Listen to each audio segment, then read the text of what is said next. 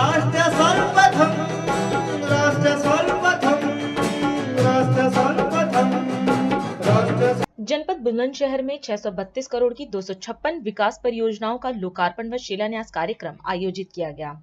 इस अवसर पर मुख्यमंत्री योगी आदित्यनाथ ने कार्यक्रम में प्रतिभाग किया। इस दौरान सभा को संबोधित करते हुए सीएम योगी ने नारी शक्ति वंदन अधिनियम के पारित होने पर पीएम मोदी का उत्तर प्रदेश की मातृशक्ति की ओर से आभार व्यक्त किया। उन्होंने कहा कि पिछले लगभग 9 वर्षों में पीएम मोदी के नेतृत्व में एक नए भारत का दर्शन किया है, एक ऐसा भारत जो सामर्थ्य है, शक्तिशाली और स्वावलंबी है। आज एक और जहां देश के यशस्वी प्रधानमंत्री आदरणीय श्री नरेंद्र मोदी जी के प्रति आभार व्यक्त करने के लिए बुलंदशहर की बहनें यहां एकत्र हुई हैं, वही नवरात्रि, शारदीय नवरात्रि में आपके अभिनंदन के लिए मैं स्वयं आपके बीच में यहां पर आया हूं। शारदीय नवरात्रि के अवसर पर मैं आप सबका हृदय से अभिनंदन करता हूं, स्वागत करता हूं और नारी शक्ति वंदन अधिनियम के पारित होने पर आदरणीय प्रधानमंत्री जी के प्रति उत्तर प्रदेश की मातृशक्ति की ओर से हृदय से आभार भी व्यक्त करता हूं। इस अवसर पर जनपद बुलंदशहर की 208 करोड़ रुपए की लागत की 104 परियोजनाओं का लोकार्पण और 424 करोड़ रुपए की लागत से 152 परियोजनाओं के शिलान्यास का कार्यक्रम भी हो रहा है। इन सभी परियोजनाओं के लिए बुलंदशहर वासियों को हृदय से बधाई और मेरी मंगलमय शुभकामनाएं। भाइयों बहनों, हम सब जानते हैं पिछले 9 साढ़े 9 वर्ष के अंदर प्रधानमंत्री मोदी जी के नेतृत्व में हम सब ने एक नए भारत का दर्शन किया है।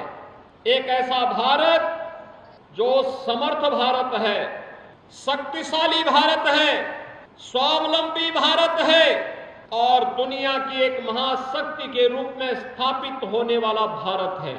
ये वही भारत है जो 2014 के पहले जिसमें अविश्वास का माहौल था, असुरक्षा का माहौल था, घुसपैठिए जब मर्जी तब भारत में घुसपैठ करते थे, भारत के सामने असमंजस की स्थिति थी कि कौन सी नीति अपनानी है और किस रास्ते चलना है।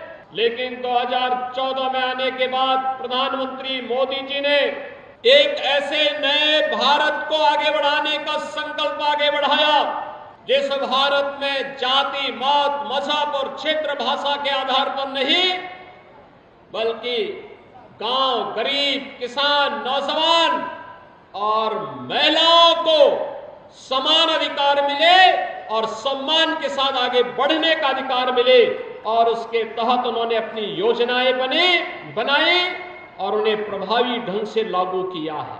अगर मातृशक्ति के इस सम्मान की जब मैं बात करता हूं तो भाइयों बहनों, बेटी बचाओ बेटी पढ़ाओ से जो कार्यक्रम प्रारंभ हुआ, आज उसका परिणाम है कि इस पश्चिमी उत्तर प्रदेश की हमारी बेटी पारुल चौधरी और अन्नू रानी एशियन गेम्स में गोल्ड मेडल लेकर के आती है। गोल्ड मेडल याद करिए, इन दोनों बेटियों ने यहाँ की मातृशक्ति के गौरव को बढ़ाया है, देश का सम्मान बढ़ाया है और अपने सामर्थ्य की ताकत का एहसास देश और दुनिया को कराया है। और हमने भी कहा है दोनों को सीधे डिप्टी एसपी बनाएंगे। अब डिप्टी एसपी सरकार की घोषणा है, बहुत जल्दी समारोह आयोजित करके गोल्ड मेडल जीतने वालों को 3 करोड़, सिल्वर मेडल जीतने वाले को 1.5 करोड़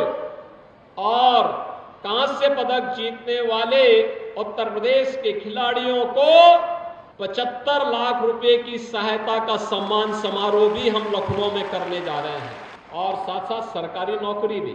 भाइयों बहनों, आप मुझे बताइए, अगर प्रधानमंत्री जी इन बेटियों को बचाने की मुहिम और उनको पढ़ाने की मुहिम फिर खेलो इंडिया खेलो के कार्यक्रम को आगे नहीं बढ़ाते, फिर फिट इंडिया कार्यक्रम के मूवमेंट को आगे नहीं बढ़ाते, क्या इन बेटियों को इतना सम्मान मिल पाता? क्या वे आगे बढ़ पाती? और केवल यहीं पे नहीं, याद करिए, पहले माताएं घर में चूल्हा फूंकते फूंकते आंखों को खो देती थी। 45 साल 50 साल की उम्र होते होते ऐसे लगता था जैसे बुढ़ापा आ गया है। लेकिन अब हर परिवार को प्रधानमंत्री मोदी जी ने उज्ज्वला योजना की सौगात दे दी है। और उज्ज्वला योजना में भी अभी 300 रुपए प्रति सिलेंडर की कमी की है। और हमने भी तय किया है दीपावली का उपहार हर उज्ज्वला योजना कनेक्शन धारी को फ्री में रसोई गैस का सिलेंडर उपलब्ध करवाएंगे।